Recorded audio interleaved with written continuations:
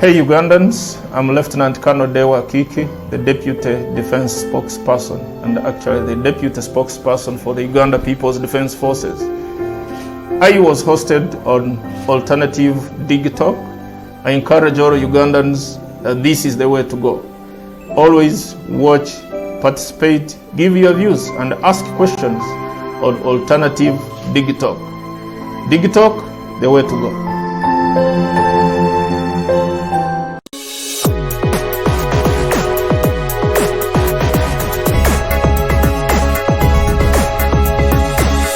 The Alternative Dig Talk. Real issues, real talk.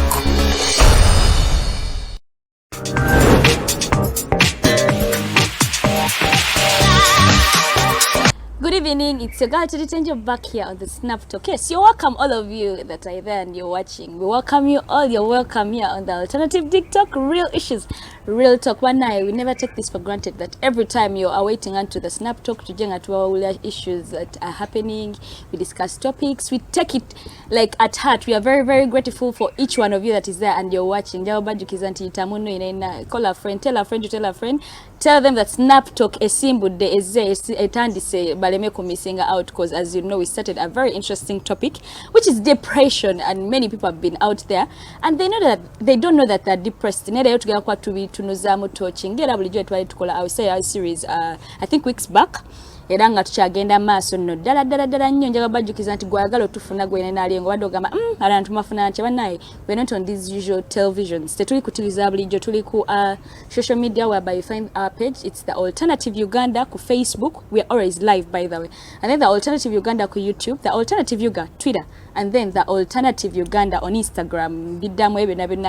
It's the Alternative Uganda everywhere: YouTube, Instagram, Facebook. And tetwerabira ku Facebook tubeera live, then Alternative Uganda ku Twitter. If you want to know my personal handles, it's none other than Teangel Teddy on Instagram, Facebook, and then Twitter. Yes, you can tell us your issues, share your story. Tubeere nga tuziyitamu mu ngeri omwe wendala, and njagala obeebaza nti bannaye temujjangu okwo kubeera nga muteekamu data ne mugamba let's go ahead and watch these guys. We never take that for granted. Njagala obajjukiza, as usual, I never come alone on this show. I come with the knowledgeable, beautiful two girls, and that's none other than the Princess and then Farida, just to salute you guys, and then we dive into our topic of the day.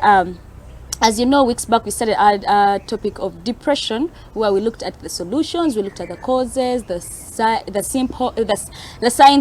signs, and then last week we looked at the advice we could give to the introverts out there, those that say I'm an introvert, I don't share my story with anyone anyhowly, I don't open up to people that easily. Twalabanga tubawa solutions on how to do it to deal with depression. And remember, we promised you that us and you guys, we are going to go through it together. Depression, don't get depressed alone. Hit our inboxes, tell us what you want to talk about. Tujakwa tukuchisamu twalaba Farida nga tugamba, if you're too depressed and you can't open up to someone, if it's the environment depressing you, walk away. Get somewhere that you know you can feel refreshed and think aloud and do whatever you want to do. And then twala mulangira nga bagamba mombeja, pardon me, nga mombeja nga bagamba ati tonyigirizibwa. If you're dealing with a depressed person, involve that person. Tomuleka kubeera eka. And yes, we talked a lot, but if you missed, just in case you missed, go ku pages of that is ku YouTube, Instagram, Facebook, venana videos biberayo. You rewatch, you tell us what you think. And jagabajukiza, if you have any point you'd want to put across, jitake mu comment section tujja kubanga tujisoma. Lero tugenda kuba tutunuya how sexual harassment has led people to be depressed, like how it has led to depression. Yes, we've seen many people have been sexually harassed and nibabeera getting depressed, and people have shared their stories. Just to tell you, we won't be sharing their names. Netugakuba tubagamba stories. You never know, it may be of help to one another, you know. So let me welcome Farida to just say hello to you guys, and as we dive into our topics today. Farida, you look so beautiful today. Thank you. Yes, say hi. White is always a good color. Good evening to you all that are watching us. Farida Bikobere is my name. I'm glad to be here on the Snap Talk. Okay, thank you very much, Farida. That was quite quick. Anyway, don't talk about meaning a business. Princess, say hi to those that are watching us. Very good evening to our viewers. My name is Princess Luwedde Lilian. Welcome. This is the Snap Talk. Yes, Snap Talk is here, and yes. As I was talking to the girls, we're discussing on what we are bringing unto you on table, and we realized that we are having a number of stories that people inbox us that we are supposed to share, and my story is different from what Mumbeja will share, and then Farida. You may find that they relate in one way or the other, because at the end of the day they lead to depression. And I'm going to welcome, I think, Princess to share first her story. I promise we are not going to mention anyone's name, but we are going to tell you our story, and then you can also comment what you think, what advice you could give to that person and all that. Yeah, so Princess, you had a story you said you'd want to share. Someone yanyumiza this story nga yes nga nanyonyonyola engeri gye yali depressed naye it happened nga akyali mwana muto. Bamutwala okugenda nga bala kutwala ogenda obereka ewantu for some time, so ne bamutwala agenda abeereyo ne but bwe yatuukayo n'asangayo abaana already abaliyo, there were girls and boys, so n'atandika okubeerayo, but she was younger ku bano be yasangayo. Baali bakuluko, mwalimu abakulu n'abato, but abalenzi baali bakuluko. So when they were together at home, time egenda bwetyo lenga bonogamba tuli ba Luganda, so nga talina kyalowoozaako ba one day one time ekintu kyonna kiyinza okubeerawo. So when they were at home, omulenzi ono ndoza ya picking interest mu ye, naye nga kyoba tewerabira they are related, nti ono mwana wa sister woli.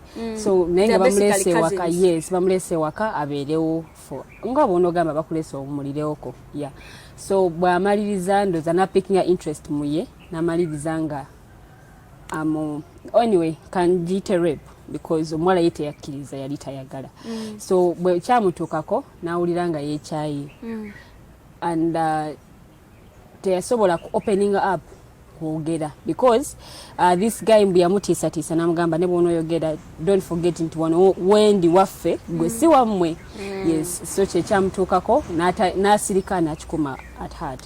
Naye bwe yatuukanga ku ssomero ndooza yatyanga anyway abalenzi just because kiri kyamutuukako, so nga alowooza buli mulenzi alinga bw'atyo, and she hated family, but n'akula naye nga takyogedde, but with time kintu kino kyamutomentinganga nnyo mu bwongo every time bwe yabeerangaawo ng'atudde ng'asirise ng'ajjukira nti okay kino kyatuukawo like ne kibeera nga kimubuzaako emirembe, naye nga talina kyakola because she didn't open up. N'akikuma at heart n'agamba why already oli angambye bwe nnaayogera they won't believe me and already waabwe, so n'akikuma at heart. Naye obudde bwe bwagenda nga butambula n'agamba why nkitegedde kituuseewo but kandabe engeri gye overcominga. So n'atandika okubeera nga akibuzaabuza like yeebuzaabuza okwefuula bizi aleme okubeera nga akirowoozaako nnyo, nga bwe twayogerako ku solutions omuntu okubeera nga okay obeera busy or getting involved into other things. But bwe yakula later on n'atandika sharing that story. Yeah, because yasobola okuba nga akiyitamu, naye by that time kyamuleetera depression y'amaanyi nnyo, nga anyway ng'awulira tali settled, ng'awulira talina mirembe mu ngeri emu oba endala. So obudde bwe bwayitawo n'agenda ng'akula n'asalawo okuba nga akyerabira. So it's one of those things ebituukawo mu baana oluusi naye nga tebabisharinga n'abazadde baabwe, and that's why last time bwe twayogerako mbu abaana nabo bafuna depression. Nezijukira nti oh someone shared a story. Yes, lwakwati tetwazogerako that day, naye nemmanya nti oh n'abaana nabo babeera depressed mu ngeri emu oba endala because bayita mu bintu oluusi abazadde bye batamanya. Yeah. Yes.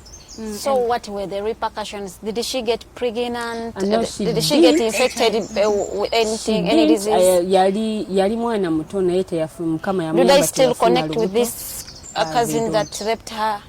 They don't connect. Did she consider now opening up because she's an adult? Maybe she has her own home and confronting the man, like you did this when I was young. Yeah. She tried it naye omusajja ye nga ye yalaba already kyatukawo ddanga tuli baana bato, so kati okuze tekikyalina nnyo makulu tekirowoozaako just like that.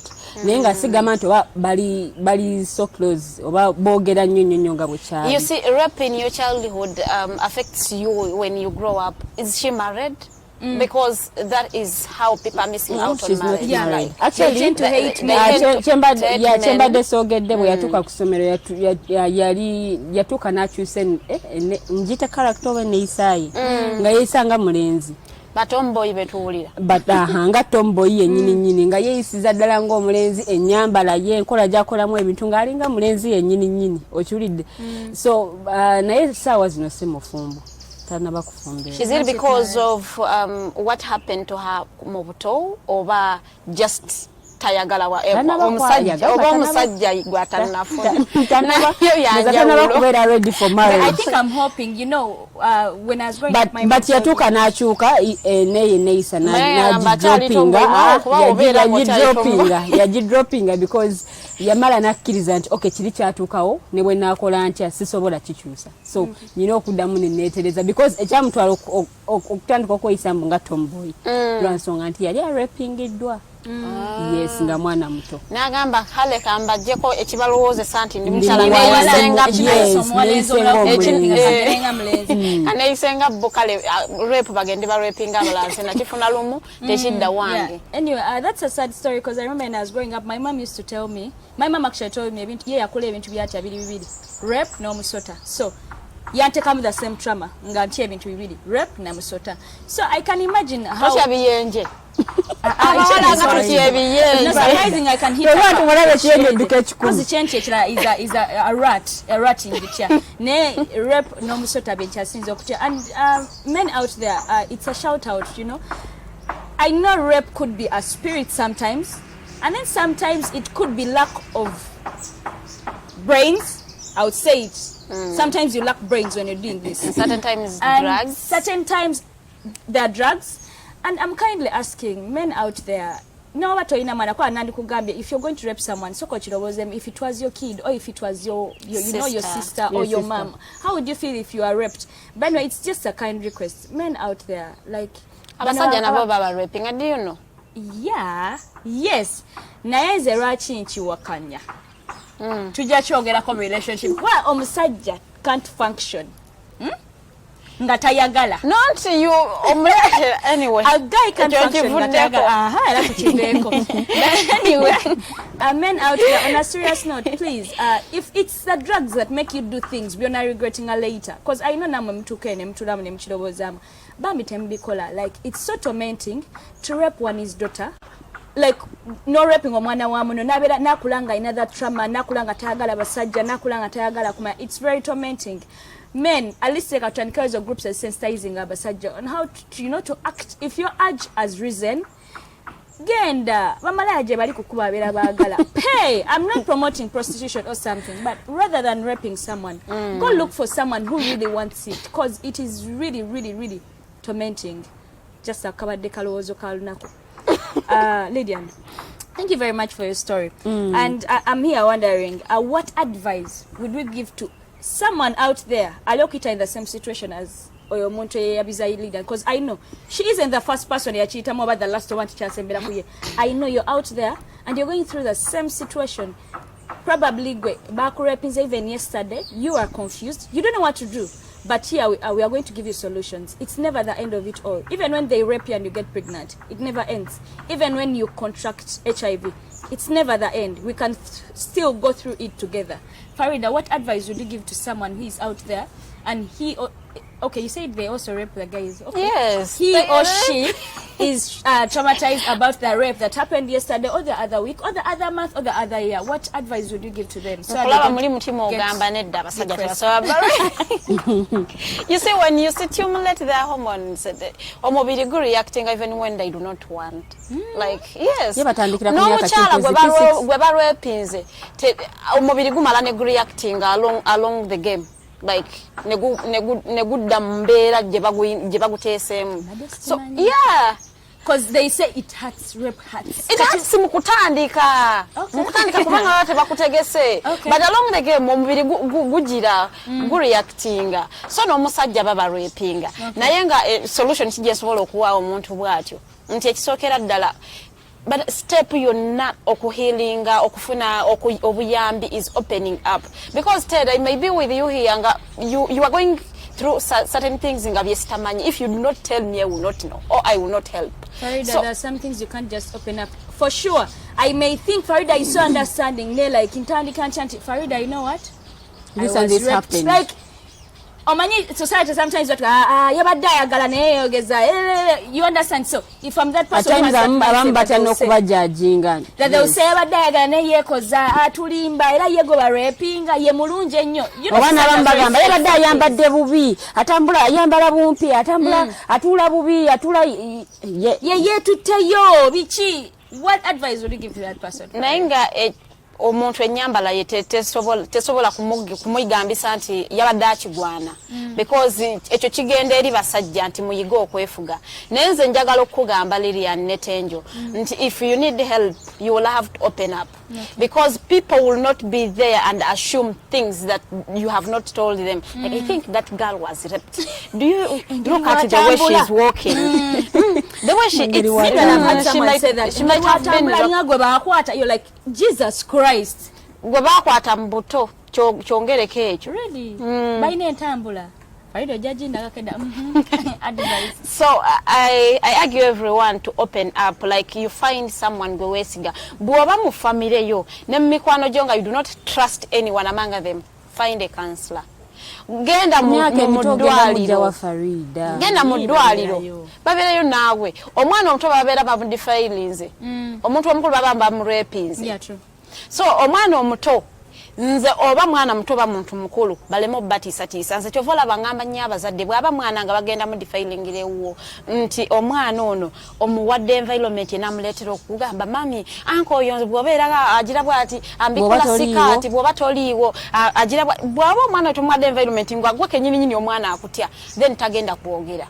Ajja kusirika afe nakyo sometimes bamulaba nagamba akaana kwena kuzino keyo yawula mbanne baako obakaabaki so omuzadde na just nabeera inquisitive curious okumanya omwana we yabaki naye ekisookera ddala create that environment agenda okwenevolinga omwana ono okwogera nti mami when you're not there uncle so and so oba gundi angamba bwati ne bwati bwoba muntu mukulu sweetheart open up because ogenda kufa. Like you find someone nga yesse because one her innocence was ripped. Like no muntu gwata yagala omuntu nakwebakako nakutiisa toyogere nayenze nkugamba bwoba owulira toli safe genda ku police where you feel you will be protected. Changing environment ngolaba akutiisiriza wano. Go somewhere and open up. Write a letter and send it somewhere. No matter your get day. Woba byonna bikulemye. Find a counselor. Go to a hospital and find a nurse and talk. Find someone to talk to is the first step to anything because people will not assume things they do not know. Omuntu agenda kusooka okuwa solution osooka kumbulira kiki ekikutawanya. I cannot assume olabika abatenje olabi omutwe gumuluma. Engeri gyabunya yamu nsi ye yabulijjo. Alabika omutwe gumuluma. Okutebereza si kulungi ogenda kwashumingira omuntu ekintu ekikyamu. So nze njagala omuntu ali mu kugenda kuyita mweyembeera nti funa omuntu gwe weesiga. Find a place where you will be helped. Where you will find help, go and open up. No one is above the law. No one is above the law. Obaba kutisa buli omu amateeka gagenda mukolako. So bw'owulira nga bakurepinze and most times never boyfriends betufuna baturepinga. And someone will say that is not possible. How can your boyfriend rape you? If her husband can rape a wife. Never boyfriend bano betufuna baturepinga. You get your boyfriend, you agree, no sex till marriage. Before you know it, ogenzayo you think it is the normal routine. Kugenda yo kulaba movie kudda waka. He will force you to have sex. So bwobanga owulira nti akuforce nze kintu kyotayagala you open up. Tewamugula mu dduuka mukwano. No one has authority over your life. For as long as you find something is wrong, report. That is how you engage tugenda okusobola okumala obumenyi bwa mateeka mu society. Nti febe nyini to taking a responsibility. Do not wait for someone to come and tell you nakuzino kasi kyakulaba ne boyfriend wa mwabaaki. Kati gwe already olina n'ekikuluma naye olinza omuntu omulala ajja atandika questioning. I no longer see your boyfriend around. What happened? Are you guys still together? Omunonyo omwagaza. Awali aba nga buli omwe buli kimu ajja kifaako. Manyi no kifaako we mbanga mbadde ngamba laba babiri ngalwa kisi kifaako. Ngalwa kisi kifaako. Better part of the relationship. Tuweza kuba tuli mu lusirika lwaffe. Manyi no manya. You fill me in. What caused the lusirika? Fill me in. Before you wait for some other person to come and ask you what is going on in your life, find help. Talk. Talk, even if he is your boyfriend, your husband, if they force you to do things you had not consented to, talk, report. Abantu awo tugenda okuteeka empisa mu bantu naye mu bino nga tutyambwa ate bonna gamba nti bawange yandepinze nga kituufu ate mbadde nga ne bakala anyway what is the difference mbadde nga ne bakala ye nga nzikiriza kati wano just ankase bukasi kibadde kyalumu just kyalumu mukwano kigenda causing omulundi ogwokubiri causing efuke routine before you know it ajja kuva ku rapinga gwa data ku muwalawo oba sistawo so report these people bamenyi b'amateeka mba reporting amateeka Farida oli waka omwana ono nga story nga bwenjinyonyodde omwana ono yali muto abali ewaka bakulu jukira ogenza kuwummula todisi weewammwe okiwulidde oli akugambye bw'ona oyogera Anze nkubiriza nnyo abazadde abaana bano mba training okwogera like babere open ngasobola okugamba. I remember me when I was in I think in my holiday of P7 mami yantwala ewa sister we saidi ya mama sibasiramu ze nakula saagala mbizi sirwa kwa nali musiramu ekisolo sikyagalirako ddala so when I found nga balina ekiyumba ky'embizi bantwala leero nzi nakuba enkyesi nkonze mu nkime bambuza kikikonze mu nkime Muzei kati mami nagamba omwana akamutwala muzei we yamubuza what is wrong kati nze ngamanyi mami yona mugamba nti gali emtagenda kukiza nagamba muzei nti eno balonda embizi yajevugira nanchimayo so teach these kids to talk, allow them to speak. Waliwo muzadde nga mwana boyaga jeka nako kaba kisirika yes nako kaba kikasi omwana ono ayogera nnyo n'ebitatagisa ayogera naye ng'omwana oluusi bw'anaaba ayise mu kizibu ajja kutya okwogera lwa nsonga akimanyi nga maama tomukkiririzaamu talina kye yali ayogedde nga gwe n'okikkiriza ogamba naye ddala ku luno kantwaleko sayidi y'omwana. So let's train our kids to talk kuvanga bakyali baana bato nti muleke kubeera n'abaana nga basirifu nnyo ne bw'abeera mu banne nga is so quiet omuntu oyo n'ekintu bwe kinamutukako kijja kuba kizibu nnyo opening up because ye yabula ne mwabera banne wakae nga ye musirifu nnyo is really silent nga abera atudde eri yekayeka kati oyo mwana like gezaako kumuleta abere involved mbanne nga bazanya bona like ayigo ku associating nti feeling comfortable ne environment jemba mulina ye waka nga asobola okwogera abaana abato naddala atefa abasinga okujjako omuntu luli agamba bwofuka motivational speaker ngotandika okwogera kale bwe naliwo emyaka 8 anko wange yantwala mukasaalu nanzigalira nanebakako why did you wait that long singa twogera nga tukyali baana bato singa emize gino gikendeera naye tulinze tukuze tuli bakazi bakulu tuzadde n'abaana and now we are opening up. Tell you kyoyambye community. Let's train these kids to talk. Ekintu nga kyakamubaako nga such ne bamutwala mu ddwaliro basobola okuleeta medical report eraga nti kituufu. Naye mukazi okuze a person gets help. They bakudifining ku myaka 10 oliga myaka 2 mugumu in fact you are alleging who he was alleges proves ogenda kukulagachi awetandikira alimba yali ayagala sha naye atuveeko. Why did you keep quiet for that long? So nze njagala kintu kikubaddeko yogererawo nti ne bana kugamba nti batwagala we want proof twagala bujulizi ne bana kutwala mu ddwaliro medical report egenda laga nti kituufu wali yakwebaseeko oba yakutunuza mu mbuga za stani abaganda bagamba nga teweeyagalidde. All right, thank you very much Farida. That has been Farida and I find her points really too much valid in a way that parents out there wabadde ayogera mfunye kano akenjagala oyisawonze ku mutima kyempulira. First and foremost, I want to thank my mama for twadde space nti every time you are free to tell her whatever thing oba kirungi oba kibi oba ina boyfriends 10 oba ina monana, she is aware and she guides you accordingly. And parents out there like Farida nga wagambye abana tubatela environment ebasobozesa okwogera, like train your kid okwogera. Stop being too tough on your kids nti ulagala akana kasamanyo kano no make your kid your friend. You know, we said this series kubanga tuli ku family twabagamba nti abazadde open up to your kids. Let your kids open up to you. Kubanga jukiramu inze tenjo environment ngamba nti eggulo nabadde ntambula kino kyantuse ko nade ku lugulo eyo tinaye bati. You never know who I help out there. Tinaja fune ekibuli agamba nankangene sharing the story yange. Than waiting nga mpeze emyaka nkaga nti I was 22 years old nengenda nengwa mu kiguni kyaba bine bandrepinga. It does really not help in one way or the other. Farida abagambe, let's not wait till we become motivational speakers to share our stories rather than saying, oh man, no train is from like a tender age. No mugamanti, anko wakwata kusikati, jango ngambe, wakubikula, jango ngambe, yes, kabere muganda, jango ngambe.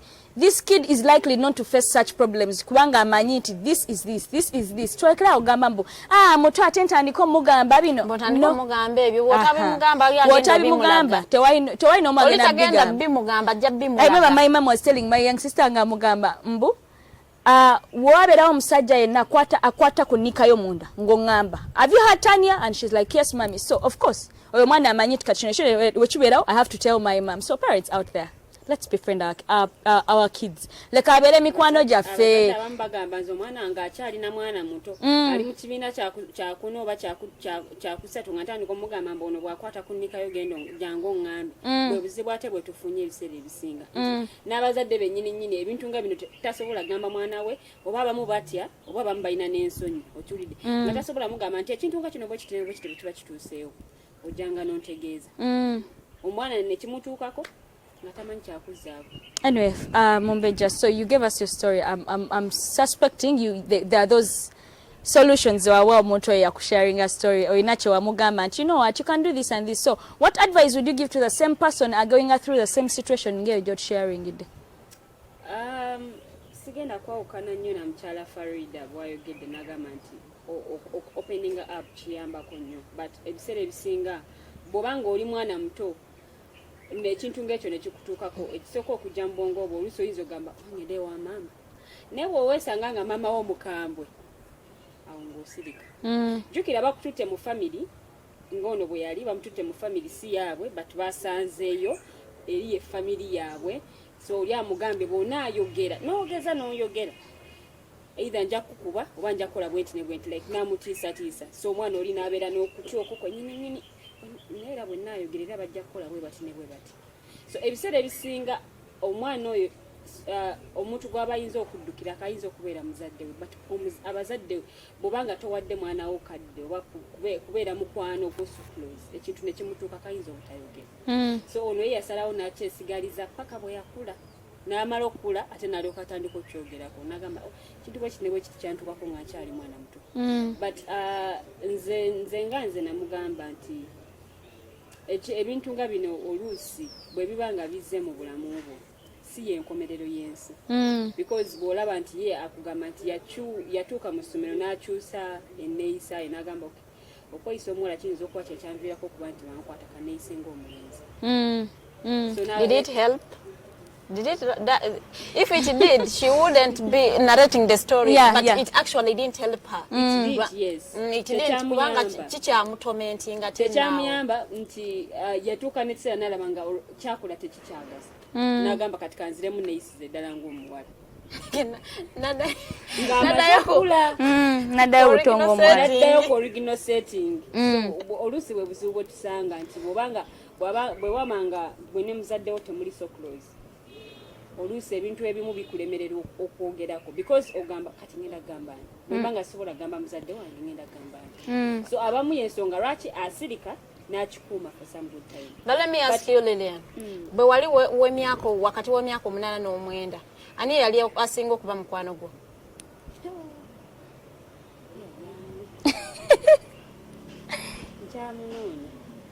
Jajja, mama, anyway, brother, because I am actually thinking nti mama ne bwatabeera mukwano mu banno bano ba siblings bo mulimu akwangira mulimu mukwano kuba mama omutya gamba Teddy omanyi Teddy geno ngambireko taata oli omusajja yankoze bwati because abaana bano bono gamba nti atya mama we meaning era waliyo abazadde abakambwe nga bo kyekyo ekikula kyabwe nga ye mukambwe. Anyway awo wenyine Farida ojagala Farida mbuziza muntu wenyewe njagala tukomerewo. Right now we are going to go for a very short commercial break. Tugenda kwa tukomawo temwelaba. It's the Snap Talk right here on the Alternative TikTok. Real issues, real talk.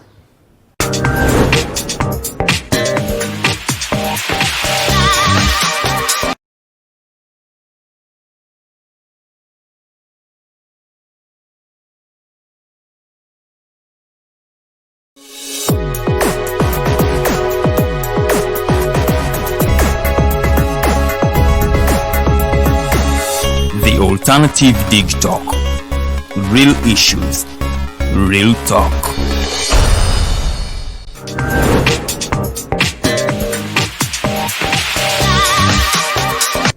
Yes, welcome back from that session. Yes, mukulika nyombulango bane tubebaza you people who are so heartless. Not heartless, okay. Like you take heart nemugamba nti katuleke data wa phone mune tulaba bana banonga ba advising abane.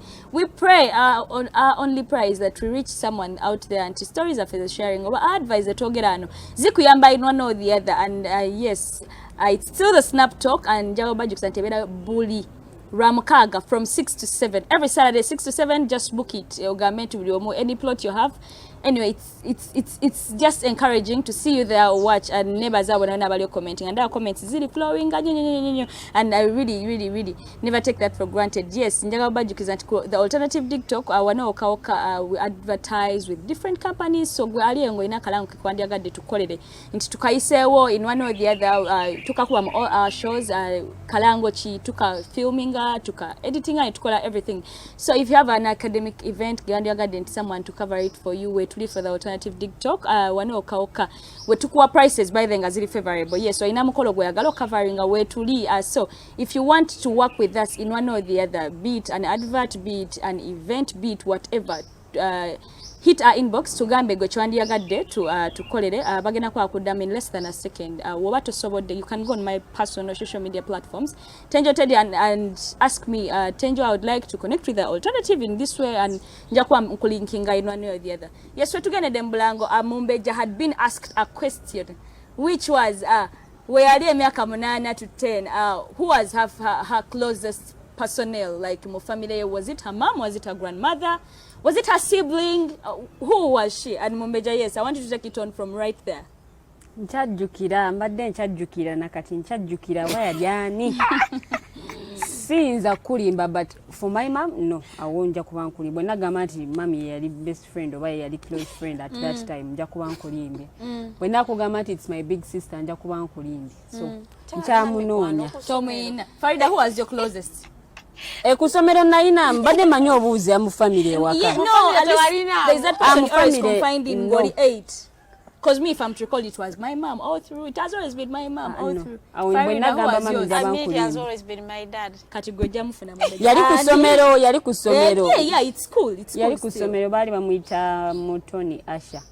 Ngamulenzi ngamuwala Mutoni omulenzi naye adaba mwa je bali bannaye Mutoni Mutoni omulenzi jali okay nenga yali chali wange by then nga anything try to I asked her that question like to kulaga abantu nti omwana ne bwobanga tata wo si mukwano gwo mama wo si mukwano gwo either ina sibling we mukwano gwe oba ina mukwano gwe awo kuba neighbors awo mu neighborhood nga mukwano gwe oba mu somero mulimu mukwano gwe galela byeko nga sister wo muto akomawo ne mukwano gwe gwasoma naye kati mukwano gwe natandika ku reportinga olaba mami Teddy yagudde exercise teacher namukuba kiboko nyingi actually ono taswadde kugamba nti teacher ankubye nnyo naye mukwano gwatusiza message okay so yali oyo but nga bono gamba ati abana bato oyina mukwano gwo goyogera naye nga si buli kimuntu obo sharinga ebuduse ebyewaka nga tetubisharinga oba olusi yena sharinga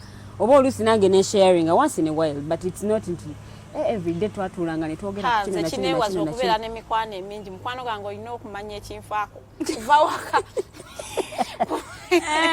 teri akamanya kitundu jukira ono temuli ba neighbor waliwo distance. Yes, so omwana omuto bwabanga aina that person gwasobola okweyabiza then kiba kirungi bwabanga asobola okumweyabiza namutegeeza nti wakati ne bwekiti ne bwekiti kyatuuseewo naye omwana bwabanga atya okwogera abatajja kwogera so abatajja kuyambibwa mu ngeri emu oba endala. Farida agenze n'agamba nti omwana oyo asobola okufuna kansala naye ku myaka egyo emito genda mujjawa jjukira waka bakufuga okufaako obufi oba oli mwana muto oba tebakuwa nnyo bbeetu lyakugamba nti genda eno oba genda eno oba genda anti mama gwosobola okulaba omwana wo n'ogamba n'omwana ngaaliwe bati kufuna kansala omwana omuto gwe badde failinze ngamba maama bamaama bano bafeeyo nnyo okulaba embeera z'abaana bwabwe ene change mu mbeera y'omwana wo oba ogiraba omwana gwe badde failinze tasigala kyekimu checking ko ku mwana uyedde wa 8 years fe mami yali atuchekinga paka ku myaka 16 ngati omunyumize ebyo ebyekisiru nga akuchekinga checking abaana but these are your kids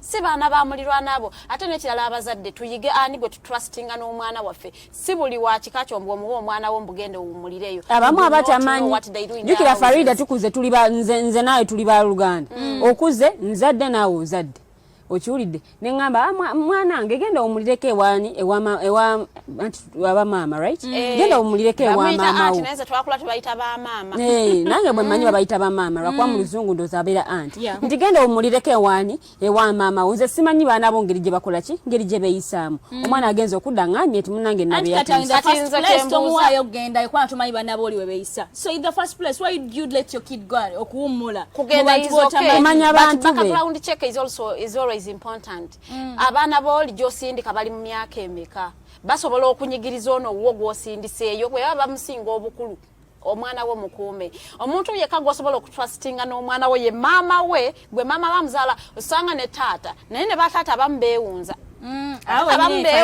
wengenda okuyisa ekibuzo oba ne mama wakuzala waliwo ahitinze inbox n'agamba mbu obadde oyogerera ku nsonga eri nti abaana beeyabize taata bazadde baabwe agambye nti what if the rapper is a parent in simple terms watanga tata ya rapinze omwana abela rapper abela rapist aganda what if the rapper whatever the case what if the rapper is the parent omwana abela n'abazadde babiri mu African society wagambe n'abalenzi baba rapinga so mama naye na rapinga omwana wo omulenzi mama ate oba ofuuse ekyo Farida yatugambye n'abalenzi lwaki ekyamama okigulumiza nnyo singa ekyataata mama bazadde mama abamuzadde naye anyway ebyama mama cases ziba ntono nnyo boys comparison I remember seeing aba ABS balinanga program yabwe nga bagita kalondozi so nga bakutambulirako ne bakwata ne bakuteeka kamera ewuwo I do not think oba byalinga bituufu oba ba actinganga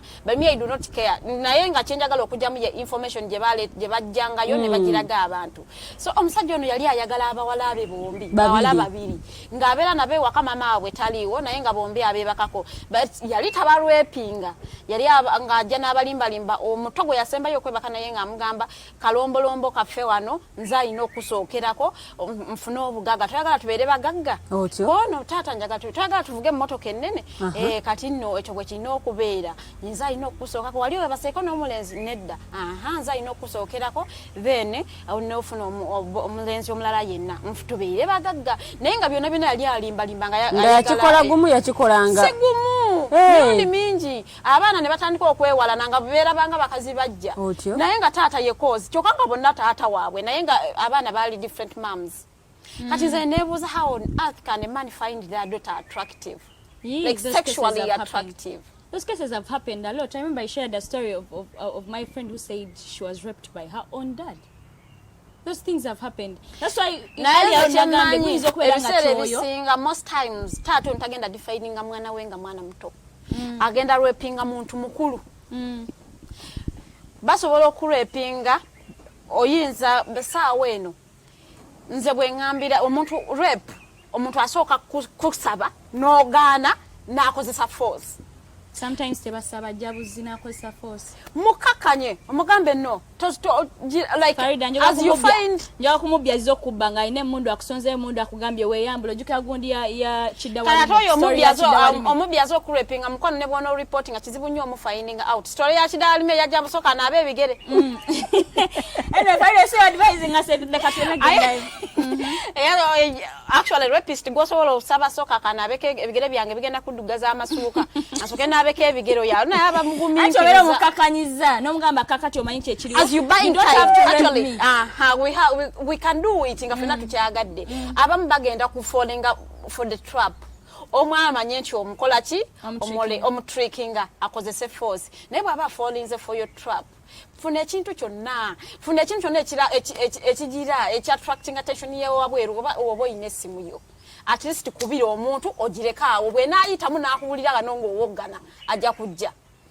You know, Ted, I can get my phone and I dial you nesifayo oba okutte nenjireka awo kati nganze simanyi nti ojja gikwata bw'ono gikwata n'owulira noise eri gyendi ojja kujja okitegeera naye taata gwe taata arepinze muwala awo omwana number 1 oyina osooka first wosooka okureportingira maama wo abasinga batata abarepinga abaana abo tabeera na maama wa mwana mbadde ngenda kubuuza maama bw'aba taliiwo nzirukira waani nga yafanga yafumbira omusajja omulala yanoba n'agenda mu ddya eddala inaatulekawo ewakanitaala oba muntu mukulu noonya maama wo ate bwakijjanga mwana muto genda ku poliisi oreportinge takyali taatawo omusajja akwebaseeko aba takyali taatawo nzo oyo aba takyali oyo omudisqualifying takyali taatawo genda mu reporting ku poliisi agenda okugamba akutiisatiisizza sijja kuweerera ate bw'ogezanga n'okikola nja nakutta mwana gwe omwana oyo abeera mu kutya okwo nga tasobola kwogera. When my dad comes out and they rape one of my sisters or they rape their own daughter nefizi wanze mbasi kyamwetaaga you do not even qualify to be a dad. So wanonze chemba nfaako kutaasa bulamu bwo na self esteem yo. This man has ripped off your innocence. Like nga toyagadde. Lwaki olowooza mbu akale olwa school fees kangume. Omanyi psychological torture gy'ogenda okuyita mpaka olw'okuba school fees. And it is not that whoever has a bachelor's degree are successful mu bulamu. Abantu bali eyo ng'obulamu bubanyiganga balina degree 2 mu nnyumba bazeebakidde. But this is a matter of life. Go and report the man. Omuntu gwe barwepinze oba muntu mukulu oba otegeera bulungi nnyo. Nga tetulina nagenda ku poliisi mbiro duka sometimes baleme kugamba okay poliisi ya Uganda erwawo okwakitinga naye ku rape cases eyanguwa. Yes. Ku rape cases eyanguwa. Nenga kamukubuuze Teddy. Nawe omuntu bwakusanga nga ayagala okuyamba. Ngo ayagala omuyambe. Nakuwaye okale ayagala omugendere mu town nakuwaye ebiri gy'amafuta. Oli najja. Agamba kale nyagala ngende mu town okoleko na just natakuwayo kintu ani gosooka okuddukira. Of course ampadde ebiri. Webale nnyo. Kati poliisi ya Uganda baleko akatwalo. I mean promoting anguzi mama. No, I am just saying. Promoting anguzi to quicken the process. Okay. Like bango yize. Wabata ina. Let it act like a tip. Yes. Farida wabata ina ngona amrepinze ya ina sente. Nagenda nagula na failo nezichuka. You see me I was assaulted when I was at campus. Me when I reported they didn't ask me for a single coin. They didn't. I actually negotiated with them. When this woman pays us money, 100,000 is yours. And when bakwata omukyala ne bamutekayo yali ne bamutekayo n'asulayo olunaku lumu n'aleeta sente ne bajjako emitwalo gyabwe 10 nzaana n'entambula nago nenzire ewange. I mean ate nkyali ku campus myaka mmeka emabega. So kisinzira nti bakukuza batya. Can you stand being omuntu ng'akulinnyirira n'otafaayo n'ogamba ate nze munnange nzaani nzirukirawa. Police teriko bananyini omboni agenda ku police olitagendayo banaye to making a police okubeera mikwano gyaffe ne bwone baba neighbor kutiisatiisiza agenda omureporting omuntu mino muno bwage nja kukola ekintu you do not know you leave your kids at home osanga mwana wo atandise okulwala byotategeera before you know it abana enaku zino bafa from nowhere naye nga neighbor wo yakuwoningako notabitwala serious. Naye bw'oba wa reporting at least oba nawo okutandikira. Nti omwana wange afudde just from nowhere kiki ekimuleetedde. Nojjukira nti someone yakuthreateninga. N'obeerako newe okutandikira. So nze mukubiriza omuntu yenna gwe barwepinze first step wama yakureportinga. Okay. Sometimes ojja kugamba omuntu ojja genda ogambe sengaawo. Sengaawo oli muganda we. Agambe sirika ojja kuswaza family. So nze bw'olabanga togenda bakusirisiza tosirika. As long as gy'okoma okusirika tocha eri esigala naawe terina gyeraga. ate abantu abagoing through depression because repetitive depression nti kankubulire the process to healing you'll have to first allow yourself to break into pieces then we're building you cannot be all strong all through mkwano togenda ku healing allow yourself to break into pieces cry if you want to cry then get time to heal mu process ya healing teri mu muntu muvumu you'll first kukiriza nti kitufu kibaddewo allow the pain then ofune solution naye mkwano bobone wegumya kitufu oli mu bulumi naye nga bwe sexasa samaje mu lukufu tell you actually you are hurting your own self in the process allow yourself oboyagala kaba if you want to lock yourself mulumi for the whole day do it for as long as it is going to help you. All right. Thank you very much, Farida. Yes, that is Farida. We come to the studios usually with the knowledgeable girls. I get inspired every time they are talking. You've heard me say, "Hey, I'm literally learning from them." Yes, and as Farida was speaking, you're hitting to the point of kulaba therapists. And if you feel like your kid can't open up to you, and basically nga gonayo toina na budde omubuziza chichita kugamba toina budde ina binje byokulobozako you can pay for your kid sessions as a therapy in I remember my sister when was still young, she was younger, a little younger, like 3, 4, 5 she used to have weird characters nga she's so weird nga mama nga gambo no mwana nzadde abana ne buli mwana ekitachikola nko basically nga family number yakola weird things and I remember my mom paying for her sessions ewa counselors ne bamu counseling and trust me she changed yachuka so omuzadde obango liyeyo nga olaba mwana tali yeye ne buli ombuza she can't open up abo ba counselors boba they're trained, they have some rare way they handle situations nonye echetano nonye echebiri funa counselor omwana omuteke kwezo sessions ojja kulaba nga waka byabadde ayitamu abiyisemu basically sigwamu yambye but you've given a brick okumuyamba. So yes, nga lero nga tumanyi, we're still talking about how sexual harassment or even anything related to sexual stuff will say depression amongst people in our society. And yes, Lilian shared her story, which is yet to bulleting ako njaga kat Farida na Farida, you told me you had a story you'd want to share. But it is actually the same as Lilian's. Na yeba mchala yasindika abana be babiri wa sister we ngeri yo abana boli abalala mwana omulenzi kati holiday agenda okugwa kongolyo omwana woli abadde akozesa bano abana bajje waka bonna babiri kati omuzadde yagenda okureceiving abana be okudde ewuwe nga abana bali mbuto bana babiri abana bato 16 and 14 atenga muganda we kazini waabwe nga yazibafunyisiza which is incest.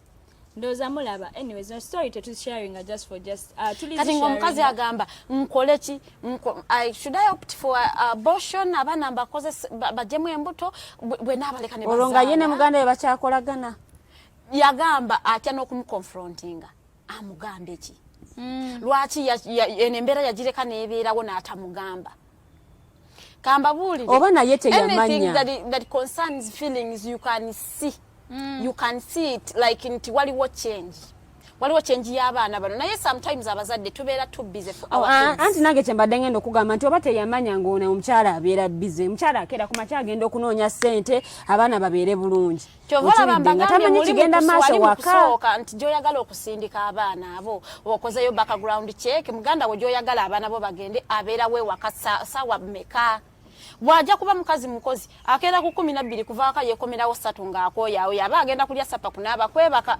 olowooza abaana bo bajja kubeera safe baba nabo tebagenda kubeera safe mukwano ogwo mugugu gwo wetika omusaalaba gwo sigaza abaana beewuwo ogwo mugugu gwo because abaana bano already kati bali mbuto future yabo already bagirinyamu already dda bali mbuto kati mama waabwe agamba bajjemu embuto at that early age zino za Bible chikiza mwana okujamu olubuto ku myaka 10 Bible teina wekiriza kujamu into Farida n'amateeka gakkiriza oboli muto oboli mukulu tewali wekukiriza kujamu amateeka gakkiriza omuntu amateeka gakkiriza amateeka gakkiriza tebagana abortion abakulu naye n'omwana n'omukulu gwe barepinze n'ofuna olubuto nga you are not very sure oba n'osobola okutaking care of the kid terminate the pregnancy. I mean, that is your body. You have choices over your body. Whether you want to keep the pregnancy or not, decide. But you decide that at an early age. Kati banabana bato. Tebasoba na kwesalira 16 14 under age. Mama agamba akolatya. Yes, I know akasirika yote mukalaba. You know that people have stories that touch people's hearts. They amuse you. You don't know what to do, but one head is better than one. Primary. So Kati Farida told the story, and I know 2 heads is better than 1. 2 heads. Sorry, I said 1 head is better than 1. I'm sorry, I meant 2 heads are better than 1, and luckily enough we are 3 heads, and plus you guys making us 4 heads. Into Gwegwaliyo, comment your yamba someone out there. Yes, no, sorry, tuzogera. They are either watching, waiting on to see chichi advice chijafunye, oba someone item situation ye mungeyo nenga ayambiwa in one way or the other. Ngaye mulaba incest. On top of that, you can imagine having the same man who is your cousin and your sisters, you're carrying his babies. It is very tricky. And the question is, where are you? If you are the mother, would you let your kids do an abortion at an early age? You can't be sure whether they will survive or not. Yes. Or you would take it on no gamanta kambaleke bazale munai bazale muganda wa batenga imama wa. Yes, comment in the comment section. But for a 14-year-old to allow her carry the pregnancy, I would risk abortion. You'd risk abortion. Lilian, you're what a good would Christian, you do? I'm sure. What would you do? What would you do? Tabu yennyini yagudde dda. Nebuuza side kijemba ntuulako entuufu, but nga sinabagenda wala. Farida ogambye bano abooluganda tebakyakolagana. Techiri kukolagana. No, bana ngamba like ngamba mama. No, soko lindeko.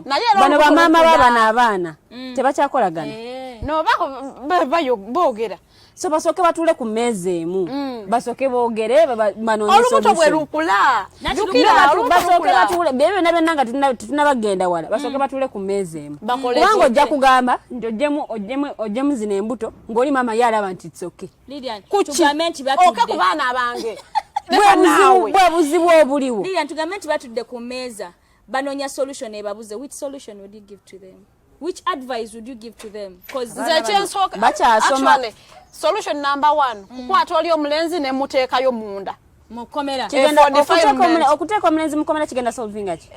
I am punishing now. He'll get his lessons. Agenda kudda kuba abalala if he is not punished. Era aba defining oba raping abantu abalala nga akuze. Kati first step oli omulenzi mukwatirawo ne evidence weeri.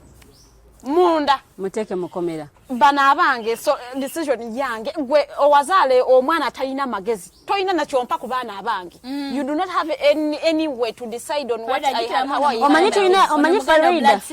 Omanyi Farida tulina ekizibu bino tetwagala nsonga zifulume bweru tubisolvingire munda mbate tetwagala kwabuluzaamu kika muri ba Luganda awulete wasobola kuhandolinga mwana wo bulungi ayabuluzaamu ekika gwe lwaki wampereza ababo takyabuluzaamu asigadde munda mu kika kubanga azadde mu kika kyennyini ayongera ku kika kukula ayongezereza ku kika nedda maama omwana yebasa ku bakazini be aba yabuluzaamu family nti ojja sanga nti bala abantu bajja kuddamu kukolagana.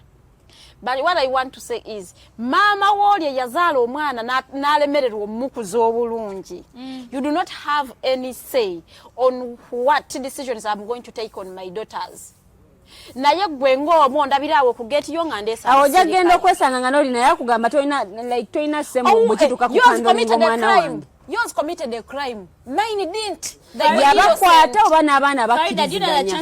Oba yabakwata oba yabakiza. These are underage. That is defilement. Ng'omulenzi yali wa myaka emeka. Oba yakkiriza oba yagaana. This is defilement.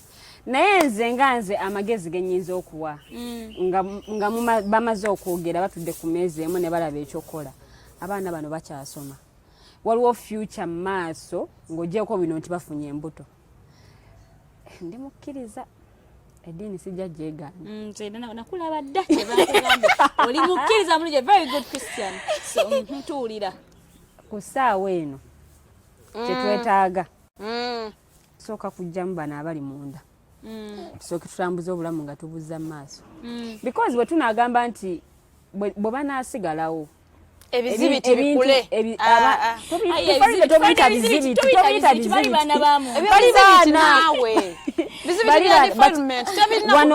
waliwo ensonga zetulina okutunuulira abaana bano babadde basoma emisomo gigenda kuyimirira abamu bayinza n'okwekyawa neyekyayira ddala ye nga ye okiwulidde n'agamba n'obulamu bw'ensi eno omwana wa 14 you cannot risk okumugamba mbwe akuze olubuto agenda azaale you can't know amalwaliro ge tuyina agendayo n'afiira musanya Farida nakuza wana 14 tewali nantera n'okujja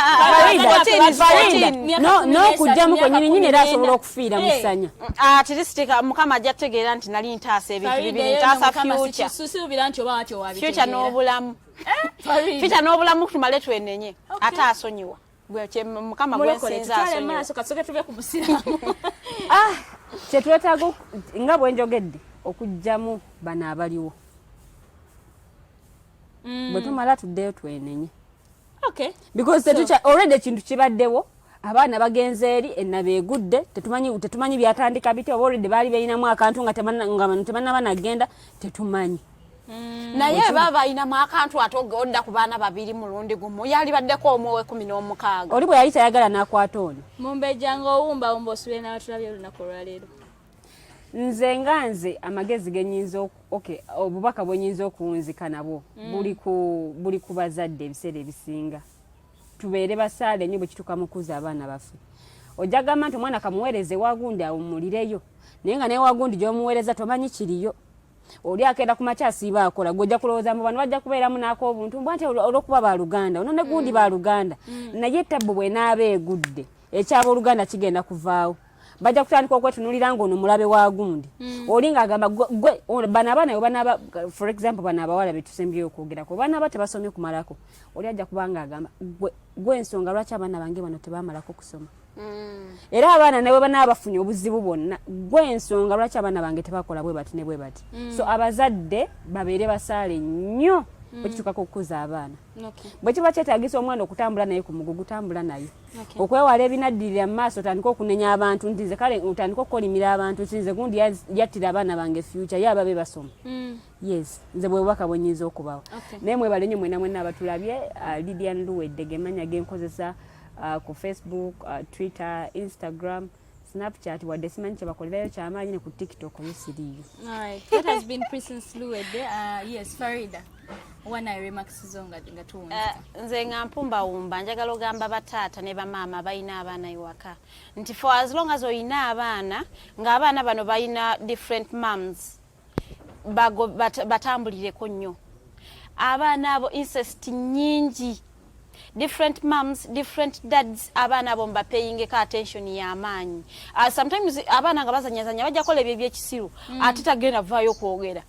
So abaana bano nze njagala mbagamba abazadde mubeere basaale nnyo mukuze y'abaana babo ate njagala bagambe nti bwe mukera ku makya ne mudeciding okuzaala omwana ogwo omusalaba gwammwe mugwetiise muleme okukwatanga abaana bammwe okubasindika awantu awalala because you do not know family eri yeeyise etya gwe abaana bo bakuziza bulungi ate ogenda kubakwata mwezi gumu obasindika bakomewo nga bayina empisa embi wejjuse ne lwaki babasindikayo so abazadde bwe tusalawo okuzaala abaana baffe tubeere nabeewaka paka ng'olabye nti batuuse mu myaka nti ono omwana ne bwe namugamba agende wa uncle we bwe banamukolako ekintu ajja kwogera bw'oba olina omwana ali silent nnyo tomuwa environment ejjo mukosa mubeera protective nnyo kubanga omumanyi nti oyo mwana musirifu ekintu ekinamutukako tagenda kwogera so beera nnyo protective oyo mwana tasaana tambula kumusindika mu bantu because abaana abawala beba victims ennyo abalenzi bots nnyo yadde nga weebiri naye ate abawala be basinza okukosebwa naddala mweno lockdown nti omuzadde agenda kulaba alina abaana bangi emmere tagiina nagamba mwe mugendeko ewa anti wammwe mukwano bw'oba olina maama wo abaana basindike mu kyalo ate si bajja kubeera safe naye omanya nti mu kyalo basindikayo abalala bagenda kubeera bangi abaana bo basigazo bamusuza enjala oba munywedde buugi fana abaana bo other than okuba exposinga ku psychological torture nga bakyali baana bato bwana abatayogedde agenda kula aina torture mu bwongo bwe so nze maama nkugamba munnange gwe musaale wa family gwe ayimirizaawo family yo abaana bo bafeeko nnyo. You can follow me on my social media handles on Facebook Farida Bikobere, on Twitter Farida, Instagram Farida, Snapchat, by the way join TikTok. You can follow me. Why is it No, someone advised me to go there. Nangambo ja kuyigirayo ebintu bingi. Guess what? Eri ku TikTok wali abasawo. Oyagala kugeza kabina kola kino ne kino. Oyagala kuba ne face enungi ke kwata TikTok you can also join and learn a few things from there. By the way, I saw some people kungaba wa testimony agamba abakolera. Can as well join. Nenga it has been good being here on the Snap Talk with Ted. Thank you for hosting me. All right, thank you very much for that. Has been Farida. Yes, ngawe munabede yotogedde ku how sexual harassment well idinze ku depression, and we know someone out there stories of his sharing in one or the other zinengerwe ziku impactinze zinengerwe zigenda kuyamba. And yes, don't fail to hit our inbox go ena ina story ngoma inegenda kuela life changing area abantu abalabona bana. Yes, me as I'm closing, I want to encourage parents bana ile katugo tsasira sessions ezabana counseling sessions abana afi balabikenga bagetinga that confinement in those people since barata manyatibo amanyengere we baba handling nekirala omuzadde ali omwana wo why do you give out your kid omwana agenda umule mbantu wotamanyi bakuze batya nekirala. Let's try to educate our kids sexually. Sex education bekebere mbana bo totya kugamba mwana wo nti kakati okuze otandise ofune bere kino na kino. No, educate your kids sexually so that amanyi chekiddako nga situation efuse the other way around. Anyway, it has been nice being here with you guys. And I can't wait to have you back next Saturday. Every Saturday 6 to 7 to an Snap Talk at Alternative TikTok. Same pages, the Alternative Uganda, Facebook, Instagram, YouTube, and Twitter, the Alternative Uganda, yes. We're to take our shows of Ezenja to another Mighty Drive, to another Voltage, to another Erisoli Omukulu. Then Snap Talk, atenga many more shows. Zigana kwazija, yes. Thank you for watching. We love you all. Stay tuned for other shows that are coming ahead. For God and My Country, the Alternative TikTok, real issues, real talk. See you.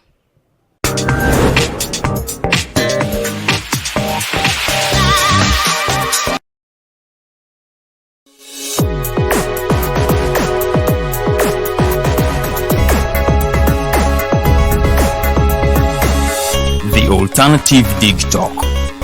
Real issues, real talk.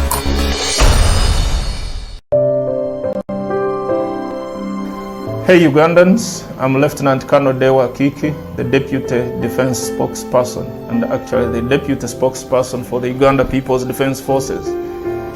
I was hosted on Alternative TikTok. I encourage all Ugandans that this is the way to go. Always watch, participate, give your views and ask questions on Alternative TikTok. TikTok, the way to go.